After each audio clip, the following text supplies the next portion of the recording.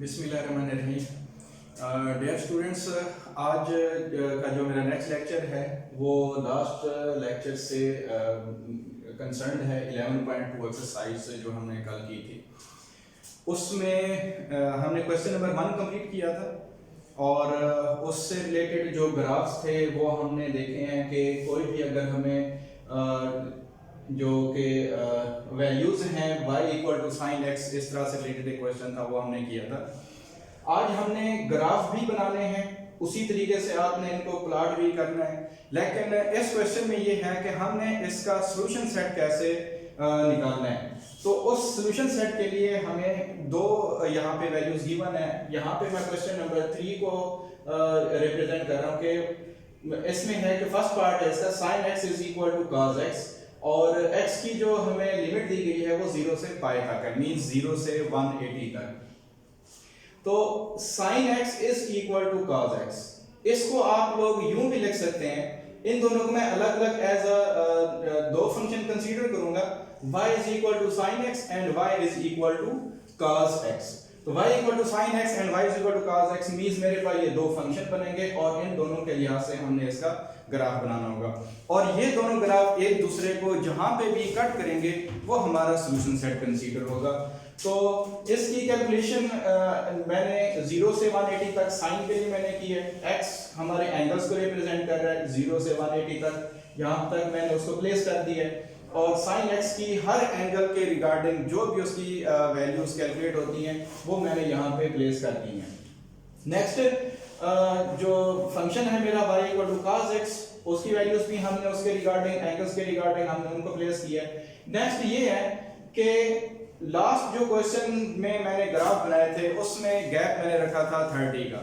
तो मैंने ये भी कहा था कि जरूरी नहीं है कि आप 30 का गैप रखें, आप 15 का भी गैप रख सकते हैं। जैसा कि इस क्वेश्चन में मैंने गैप रखा है 0, 15, 30, 45, 60 अप टू 180। आप ये 15 का गैप रख के आप इन तीनों को दोनों फंक्शंस के graphs as it is draw कर सकते हैं। तो यहाँ पे जो मेरे पास इंडिपेंडेंट वैल्यू है वो x है, वो एज इट इज मैंने x एक्सिस पे प्लेस किया है। Dependent value y means sin x cos x है वो मैंने y एक्सिस के ऊपर प्लेस कर दी है।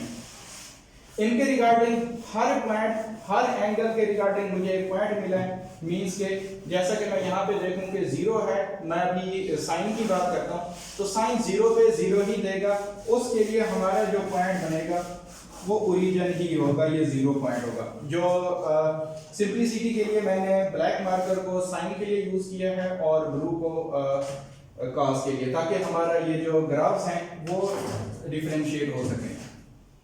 तो 0 पे 0, सिमिलरली 15 पे 0.26 है, तो ये 0.25 के ऊपर थोड़ा सा मैंने इस डॉट को या इस पॉइंट को मैंने प्लेस किया है। सिमिलरली 30 के लिए 0.5 है, 45 के लिए 0.71 है। तो उनके रिगार्डिंग मैंने सारे पॉइंट प्लेस कर दिए हैं। ये कैसे प्लेस करने हैं ये हमने लास्ट लेक्चर में हमने देखा था। तो इन पॉइंट को प्लेस करने के बाद अगर इन पॉइंट्स को मैं आपस में कंसाइड करता हूं तो ये हमारा ग्राफ यूं बनेगा।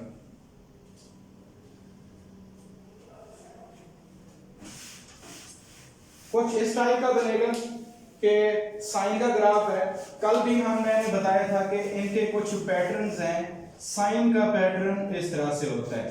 अगर मैं एक कंप्लीट साइकिल की बात करूंगा तो इस तरीके से, क्योंकि ये 0 से 180 हाफ साइकिल है, तो हाफ साइकिल का मतलब होगा कि ये वाला अपर पोर्शन तो ये एज इट इज उस पैटर्न को भी फॉलो कर रहा है, मींस मेरी कैलकुलेशंस इसमें ठीक है। इसी तरीके से जो cos है उसका फंक्शन को हम देखें तो ये cos 0 पे मुझे वैल्यू 1 मिल रही है, तो 0 पे मैंने 1 को यहाँ पे प्लेस कर दिया है। सिमिलरली 15 है, 15 पे 0.96 है, तो 1 से थोड़ा सा नीचे हम इस पॉइंट को प्लेस कर देते हैं।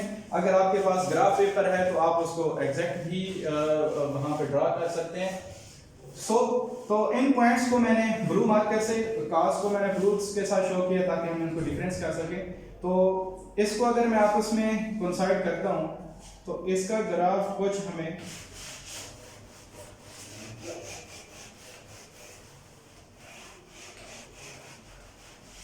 इस तरह से ही मिलेगा। तो साइन का जो ग्राफ था या उसका जो पैटर्न था हमने इस तरह से कहा था, और सिमिलरली जो cos का पैटर्न है वो अपर वैल्यू हाईएस्ट वैल्यू से यूं होता है। तो चूंकि ये हमारा कंप्लीट साइकिल नहीं है, हाफ है, तो ये इतना सा पोर्शन होगा। तो देखा जाए तो ये वहां से मूव करते हुए ये यहां तक होगा। तो इसी तरीके से एक तो ये हमारा पैटर्न भी कंप्लीट हो रहा है और यहाँ पे इन दोनों को हम इंडिविजुअली ड्रा भी कर चुके हैं। नेक्स्ट ये है कि ये वो पॉइंट है जहां पे कॉस और साइन आपस में कोइंसाइड हो रहे हैं। जहां पे भी दोनों ग्राफ एक दूसरे को कोइंसाइड करेंगे, कट करेंगे, मीट करेंगे, वो हमारा जो पॉइंट होगा वो उसका सॉल्यूशन सेट होगा। तो इसमें देखें तो अगर ये वाला पॉइंट है जहां पे ये दोनों आपस में मीट अप हो रहे हैं, तो इसके रिगार्डिंग हमने एंगल देखना है। एंगल कौन सा है? वो एंगल बन रहा है 45। मींस कि इस क्वेश्चन का जो सॉल्यूशन सेट है वो 45 होगा। हम लिखेंगे हेंस